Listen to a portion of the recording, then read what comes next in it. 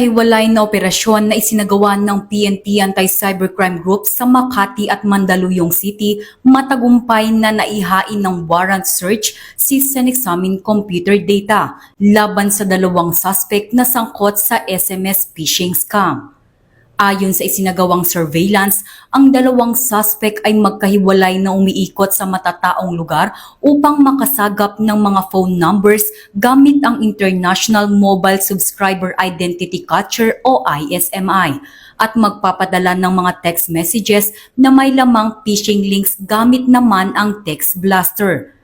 Kapag napindot ang mga link na ito, ay agad silang manghihingi ng personal information dahilan para ma-access ng mga scammers ang online at bank accounts na kanilang bibiktimahin. Huwag po tayo basta-basta mag-click doon sa mga nare-receive natin ng mga text messages or either email messages. We have to always check whether the spelling is correct. Doon po unang-una nakikita natin na scams yung link na pinupuntahan natin. And of course, never share personal or financial information. And we have to always enable multi-factor authentication.